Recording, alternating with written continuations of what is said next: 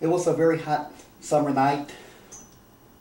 I was coming back from Virginia Beach, and me and my girlfriend at the time were together. And by the time I got to Mississippi, I had left Virginia early in the morning on the car.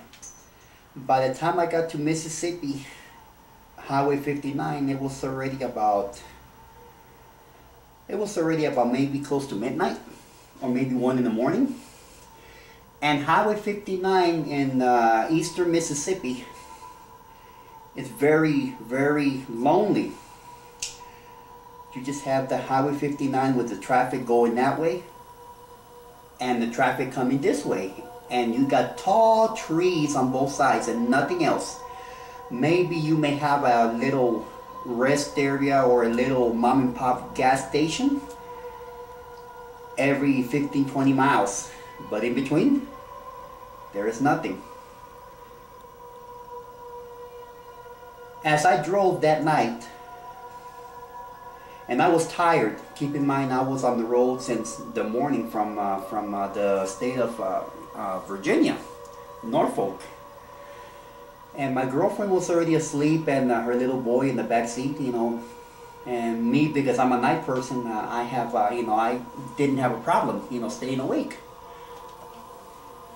As I drove down that highway, on the side, I saw a man walking kind of fast, looking down, a very tall, bulky man who I thought was wearing a coat.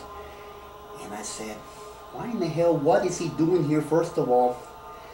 And why in the hell is he wearing a damn coat in this hot Mississippi night? And I said, honey,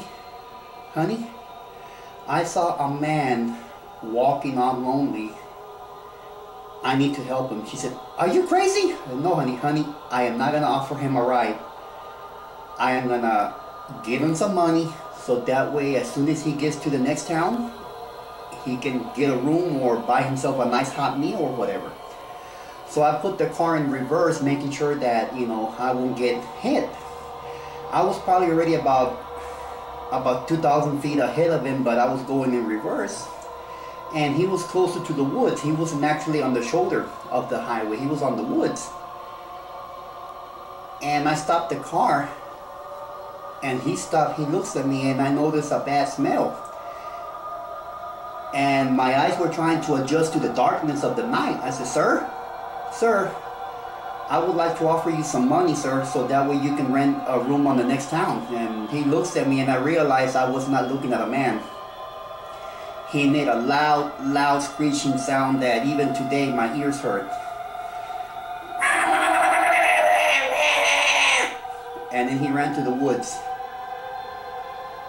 And I was so horrified. I got on that car and I said, honey, I didn't say anything. I just put the car in first gear and I drove at least 85 miles an hour. And my girlfriend was, honey, what happened? What happened, honey? What did he do to you? I said, honey, it wasn't a man. It was Sasquatch. I just had an encounter with Bigfoot. Later on, I realized that there has been stories dating back to the 1800s, 1700s about the Mississippi Monkey Man. Stories passed down by the slave, Indians, people from back then about the Mississippi Monkey Man.